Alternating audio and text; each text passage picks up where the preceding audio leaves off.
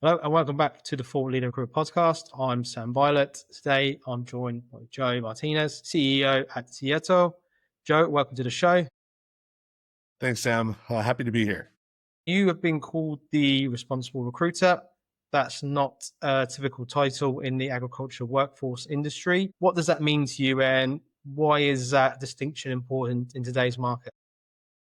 No, well, it's a good question, Sam. And I think the reality is that the recruitment industry as a whole has kind of existed in the shadows. And when it comes to specifically what are folks considered non-skilled, low-skilled migrant visas, they tend to operate in a very informal process. And so the title of responsible recruiter is one that I carry as a badge of honor in reality, and being able to demonstrate that what responsible recruitment should be the way it's done, but unfortunately we have to provide it as an alternative to the way that recruitment's done currently.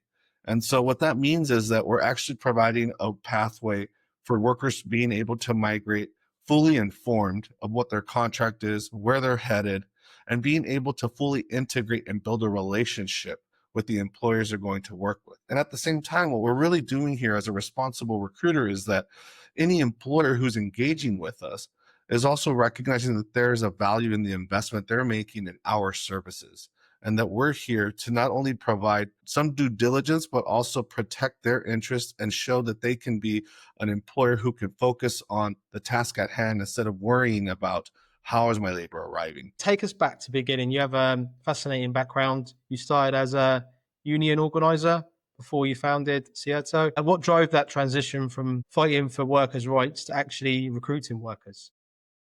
Well, the reality is when I joined the United Farm Workers, I was tasked to join a department called the Alternative Representation Program. And so what that meant was taking into account that there's a lot of agricultural workers in the United States and in North America in general. Less than 1% are under a union contract. So what I was tasked with was figuring out what are other ways that we can represent and support workers. And that led me to recruitment. Being the Mexico program director, I ended up traveling to various states in Mexico, trying to figure out how is it that farm workers are arriving to the US.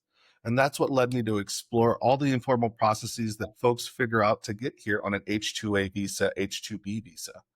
And what I did there was analyze and interview and document different families and communities in Mexico, Central America, and even South America to better understand what is it that folks are looking for, and at the same time engaging employers to figure out what are the challenges you all have and having transparency to know how your workers arrive. And with that, that's where Cierto was born, with the idea of having intimate and in-depth knowledge of what workers are seeking and being able to translate that into a solution that provides a stabilized workforce that wants to come year in and year out for employers. And in turn, together meeting the needs of not only ensuring that harvesting is being done effectively, but those workers that are benefiting from this contracts are also improving their lives in the community of origin. Yeah, sure. And for the listeners who might not be too familiar with the agricultural workforce, can you paint a picture of what the traditional recruitment process looked like and what was wrong with it? Well, I think the reality, Sam, is that there's a lot of different approaches, but I think one of the most common and informal cycles that folks say is, let's just say, Sam, you're a strawberry grower in California. And I would say traditionally, most folks would say, oh, well, I have, Jose who works on my farm, and his cousin down in Mexico knows about 30 or a couple hundred people that could come to our farm. So I'm going to have him organize that. And what ends up happening is that informality and lack of oversight is that what you don't know is that Jose's cousin is charging everyone money to be on his list to be able to bring them over to the US. And what that does is puts and exposes employers to unneeded risk within their supply chain, where you start to actually have the beginnings of workers coming underneath debt fraud, debt peonage, and the beginnings of trafficking. And it's those types of things that we're really trying to not just eradicate, because we know that there's always going to be those issues, but how do you create a framework that can address that, allow workers to speak up, and in turn protect employers' interests so that they can demonstrate their brand integrity and continuity of supply and be an asset to the folks that they're selling their products to, and ultimately to the consumers that purchase those products, that have every right to ensure that the money that they spend is going towards folks that have been treated with dignity and are looking to improve our whole supply chain. Makes sense. Cierto is the only recruiter in Americas stated by both Clearview and Iris. For business leaders listening, why should those certificates matter to them? Well, I think there's a challenge, right? When we look at certifications around recruitment these days, they're not very well known. It's something that's really only begun over within the last 5 to 10 years in the United States, but really only within the last 3 years have they started to gain traction. But the challenge remains, is there a market? What is the viability? The fact that recruitment exists in the shadows and it's very opaque, it's hard to know what the exact true cost of recruitment is. And so the aim as a responsible recruiter is to set that tone and what's the baseline for how much things should cost. And I think that what we're hoping to achieve here through these certifications, such as Clearview and Iris, is that they give you a framework on where you need to demonstrate that you have had proper due diligence and that you're actually ensuring accountability within your recruitment system. And that allows for us to kind of formalize and systematize how recruitment should be approached. And in turn, facilitates a process where workers are engaging and so are employers. And with the end goal of demonstrating that we're improving this recruitment process and continuously making something that is being impactful and providing a return on investment for employers as well. And what did it take to earn those certificates? Yeah. Why haven't other recruiters achieved them? Well, I'll be frank with you, Sam. It's not easy. As a recruiter who wants to do things the right way, who has chosen to be transparent and has tried to adopt every type of rule, guideline, and critique to improve, even then, there was a large gap in being able to fulfill some of these certification requirements. And so, what we're really proud of is that I would say before these certifications, Cierto would tell you, hey, we are an ethical recruiter, we're a responsible recruiter. But there was never a mechanism to demonstrate that. And so what these certifications have been able to provide is the baseline and the groundwork to demonstrate where as an industry, how we should operate and what are the standards we should be meeting. And so I'm proud to say what the Clearview certification, what the Iris certification have provided for us is kind of a goal. And what Cierto's been able to do is not only pass those certifications, but really demonstrate how they're of value to the business. And so I think that's where I'm grateful, because it's easy for me to say, oh, we're trying our best, we're being ethical, we're being responsible. But it's much different when you have a third party and outside entities that can recognize that. And so Clearview, coming from the UK, having a storied background that understands migration and really being a global practice that's been recognized, alongside with Iris, which has been created by the International Office of Migration in the United Nations, just further demonstrates our commitment to not only abiding by what we see in our specific corridor of migration, which is North America, but understanding that what we want our clients to have are standards that meet the global standards, and that in turn, their business can now compete anywhere in the world, because we're not just meeting our specific corridor, but everything that exists right now globally. Yeah, absolutely. And one of your core principles is zero worker fees. In an industry where charging workers is apparently common, how do you make that business model work? It's a challenge. And I agree. I think because of the informality of recruitment that's existed, most folks don't want to pay for workers up front. I think the most common adage and the most common practice is that even recruiters themselves will have workers pay for their visa fee, pay for their transportation, because you don't necessarily know if they're going to actually make the cut, if they're going to pass their counselor interview. Whereas in Cierto, I am betting on our services. What I'm telling you is that I trust in our recruitment process, and you should too. I'm not bringing you random folks to see if they're going to meet the demands of the job, if they're going to see if they maybe pass the counselor interview. No, the workers that Cierto is bringing you are prepared, professionalized, and understand the value they're coming to bring. So therefore, not only do we ensure that they're going to pass their counselor interviews, they're going to meet the needs of the job at hand. And so we stand by that. And so when we enter into an agreement with an employer, what we're saying, the employer pays principle, which is a common practice globally, is that instead of exposing yourself to the risk of workers being charged things that we don't know about, let's take care of that. Let Cierto take care of all those costs so that you have full transparency on what's been invested for your recruitment process. And there's no surprises, because anything that a worker might try to share is no longer necessary. And what we are really trying to do is provide further due diligence and minimize risk to those that are dependent on migrant workforces. Good stuff. And you talk about going directly to communities of origin rather than using intermediaries. Can you walk us through what that actually looks like? Yeah.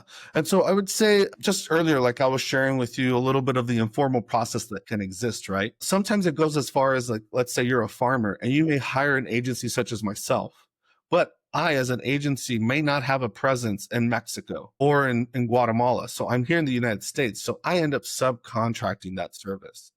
And what we do at Cierto is that we believe we need to be present throughout the whole process. So as much as we have Cierto US, we also have Cierto Mexico, Cierto Guatemala. We believe in being present all the way to the community of origin. So for instance, the workers that arrive at your farm, we know where they come from. We've been to their front doorsteps in their communities of origin. That's where we trained them. That's where we shared your job contract. That's where we ensured that they understood everything before they left so that we're eradicating fear out of this recruitment process, and we're ensuring that the workers that are coming to you as an employer know their rights, know where they're going, and are ready to meet the needs of your job and have the soft skills to be able to listen, understand the demands that come day to day with agricultural harvesting, sometimes purchase orders, understanding that holidays can be heavier, but workers who know the supply chain. And I think that it's those added value and that training that helps a workforce integrate much more effectively with the employers. Sense. And yeah, transparency seems to be a huge feature for Cierto. What does full transparency actually mean? You know, it's a challenge, I think, to dictate what full transparency means. But for us, what that means is ensuring that there are no surprises for the worker or the employer. And in recognizing that, we actually have a network of human rights organizations, NGOs that we operate with that actually accompany us in the communities of origin. They hear what we offer. And then second, they conduct a second survey where they're inquiring with the workers. You understand your contract. No one coerced you to be there. And then there's a second part where you're in when they've already migrated to the contract. And these organizations continue to engage with these workers, trying to say, hey, what Cierto offered you, was that fulfilled? Being able to demonstrate an accountability on the services we're offering. And then last but not least, when these workers return home, these organizations do a last survey. And all of that's put together and provided as a report to the employer and to us as a continuous improvement process where we see that recruitment can always be improved. And so with that, not only are we ensuring that the employer has the proper due diligence to ensure that their recruitment was transparent, but workers are also assuring that this process is meeting the needs and the demands that they have as well, which in turn, I think builds trust, builds relationship, and allows for retention to be not just this transactional process, but where they want to partner together to say, hey, I value this opportunity and I want to continue to build off of it. Yeah, absolutely. And you work with suppliers in major retailers like Walmart and Costco. How do Ciato's practices help these companies meet retailer requirements that other recruiters can't? Yeah, well, I think one reality is that a part of this industry, as technology continues to develop and innovate, workers are now gaining access to that technology. And so in the past, where you might have had this informal system operate more effectively, today workers are speaking out more. And so what we're trying to do is be able to move with the industry, move with the innovation that's happening, and be able to provide a solution that meets everyone's needs. And so when we're looking at today, it's that employers need to have the insurance that the workers that are arriving understand the task at hand, understand what they're coming to do.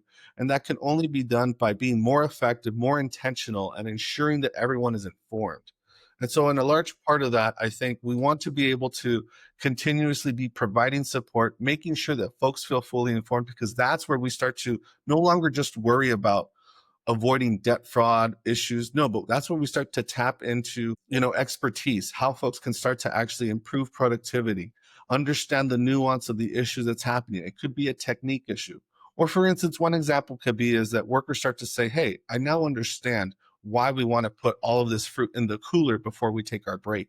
Because in recognizing that stuff starts to mature faster, that in turn could cause their product to spoil quickly on the store floor. And so it's really a notion of how we build this relationship that allows us to get to a much more effective point in working together. Good stuff. And most agricultural operations struggle with worker turnover every season. What's Ciato's work return rate and why is it so different from the industry norm? Well, I would say is that our focus is on folks coming back because they choose to, and understanding that no one here wants to migrate. Many of us work and we travel for our work, and we know it's hard to be away from our loved ones and our families. And it's the same for these migrant workers, especially when having to migrate from another country to another culture, to another language. Sometimes you're gone for 3 months, sometimes you're gone for 10 months. You miss holidays, you miss birthdays. And so, in that sense, our hope and aspect is how can we make this an opportunity for workers and employers to achieve their goals and their dreams? And so, what this process of recruitment really focuses in on is how can then we assist in workers coming back year after year? And I would say our retention rates are very high in this sense because workers know that they're coming fully informed.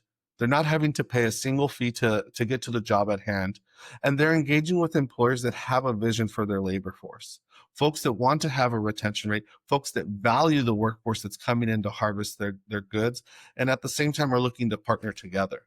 And so I think that that's a huge difference where you start to see folks wanting to come back year after year. Now, the only reason that retention rate lowers from 100% or higher 90s is because what we found is that a lot of workers can retire from having to migrate.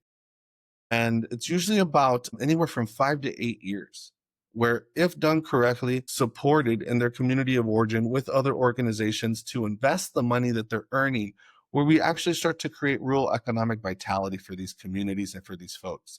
And so while they're migrating to their jobs, whether it be the US, Canada, or some other country, they're sending money back. And that money actually starts to generate other economic opportunities for folks in that community. And so, for instance, I always like to share this one story. Jose Cesar Sanchez, which is a worker from Tlaxcala, Mexico, college educated. He was making roughly $4.50 an hour. And then once he started to migrate to the US, that bumped up to roughly $19.50 an hour. And what he's been able to do is start a creperie business. And so he has these different stands throughout these communities where he's selling, and his wife now manages that business. It's allowed him to be able to put his kids through college and education. And at the same time, he's going to be able to retire and actually open up a storefront. Those are the stories that we want to demonstrate. Those are the realities that we want achieved through these programs of migration. And these are stories that employers are proud to see, where they see that workers are benefiting from their jobs, from their contracts. They're happy because they're meeting their needs. And in turn, you're providing a great product that folks are proud to sell because it's benefiting everyone who's touching it. That's an amazing story. And yeah, just imagining going from $4 an hour to $19 an hour, how much you would value that. And yeah, and what he's done and achieved is it's amazing, really. And you're seeing the agricultural workforce industry from a very unique perspective. What trends are you watching that agricultural leaders should be paying attention to? You know, I think when we speak about recruitment and we speak about agriculture in North America right now, there's three main areas, right? It's usually the labor force, mechanization, and imports, right? And so I think the reality is that there is going to be a need for a more highly educated, a more highly trained workforce as technology continues to develop. There is a big push for mechanization where machines can come in and start to do a bulk of the harvesting. But the reality is, in agriculture, there's always going to be a need for a workforce. There's always going to be a need for someone to be there.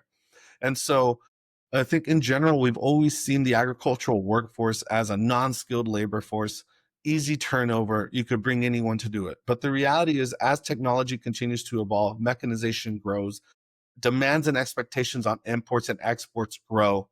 You know, knowing that in Europe, there's the CS triple D, all these legislations that are coming out that further require due diligence. It requires, I think, a much more prepared workforce that's skilled. And in that sense, I think that's where the evolution needs to head towards. And I think folks need to recognize that recruiters have a part in being able to identify workers, candidates that want to meet those needs, and that aren't coming just for the transaction, but that are actually coming to take care of different certifications, different thoughts, processes, and how to ensure the brand integrity and quality of the produce that's being harvested. And Cierto started in agriculture, but also works in construction and hospitality. What's driving that expansion into other seasonal industries? I think what the reality that we're seeing is, once again, when I circle back to the informal process that exists for folks on what is considered low skilled, non skilled labor. And I think what we've recognized, just as agriculture has a need to kind of formalize its recruitment process, so have we seen this in the landscaping, agriculture, hospitality, as well as construction industries. I think that as we continue to progress as society, right, folks need to have a little bit more of a formal process to ensure the demand of labor is being met. I think workforce sustainability continues to be a real challenge. And as our societies continue to evolve, we continue to go further south to fulfill the roles that a lot aren't willing to work within in these industries. And so I think there's two things here. The reality is that migration continues to increase and that flow goes towards the south. And our ability to be able to fulfill that and do that more effectively is going to require us to further professionalize the approach of recruitment. And you're expanding to Canada as well. What opportunities do you see there that maybe don't exist in the US market? Well, I think one of the realities is that Canada is a country very much up in the northern part of North America, right? And so there's a huge challenge for quick access to a workforce. There's a huge difference, right? Because the United States borders with Mexico, and there's a huge opportunity for a mass influx of migration to happen easily. And one that we know is very common. For instance, in the US agricultural sector, there's roughly 400,000 visas that come year in and year out. About 380,000 of those visas are coming from Mexico. And so where you're in Canada, there's a little more challenges to being able to find that workforce. And so I think that we believe we have an opportunity to further support the country of Canada, employers in Canada, and providing them labor and recognizing that it's either going to come from Mexico or further south, or you're going across the ocean. And so knowing that no matter what, Canadian employers are going to need to invest to be able to bring workers there, I think as an industry, we should be able to demonstrate an ROI for these employers and ensure that their needs for a sustainable workforce are met. And so in that sense, I do believe we can really help and promote a responsible recruitment process for the country, but also the challenges that come with that, right? You need workers that understand they're going to be going to a different culture. They're going to a much colder environment and climate. And when workers come from warmer weather, it's a difficult process of integrating folks. And so I think understanding all those facets and having a presence in the country of origin as well as destination gives you the ability to really ensure that the workforce is going to integrate and meet those needs. Yeah, yeah, I can see it to be a bit of a challenge for sure. For agriculture leaders who are frustrated with their current recruitment approach, what's the first step they should take to explore working with Cierto? Yeah, well, I guess one of the first things that I'd say for any challenges you're having with your workforce is, what is the vision? What is the hope that you're looking to achieve? I think a lot of the times it's tough, right? And when we look at our agriculture, you kind of go season by season, or when you're looking at your contracts, you want to go contract by contract. But what we have found is that in partnering with some of our clients and the partnerships that we've established is we need to create a vision. What is it that we want to accomplish over 2 to 3 years? Because it takes time to implement that. And I think that what we have seen is that same as employers with workers, a relationship isn't created overnight. It takes time to build that trust. It takes time to build channels of communication. And through that, we see that over the 2 to 3 year process, we see that workers start to fully understand the company, the culture, and vice versa. The company can start to depend and trust on these workers. And this allows for benefits to come and arise, sometimes from places we could least expect it. And so I think whenever you're having a challenge with your workforce, the first thing that you can think about is engaging with folks such as Cierto, where we're going to engage with your workforce and try to understand where are the difficulties, where are the challenges, and then we want to come up with a risk assessment and a path forward to meet and address those needs, so that once we can actually start to provide you a sustainable workforce, we can start to hone it and focus on what are the things that are really going to bring you economic value and that are going to ensure a positive outcome as you develop this workforce solution together. Yeah, absolutely. And if you could leave our audience with one key insight about building a sustainable workforce strategy, what would it be? I'd say one of the key challenges here in doing this work is that at the time, it's difficult to believe what we're doing as Cierto is required yet, right? And it's not in a lot of facets. But what I would encourage you to do is think about what's best for your company, what's the right investment, just as you did in your own life. And what Cierto is really looking to do here is bring you added value, ensure that we meet the needs of everyone that's a part of this process. And we look forward to being able to partner with you, help you engage, and create a better operation for yourself and for those that are part of it. And so if there's anything I can leave you with, we look forward to being able to partner with you and hope you can seek us out so that we can work together. Thank you. Absolutely. And for our audience as well, what's the best way of getting in touch with you, and how can our audience find out a bit more about Cierto?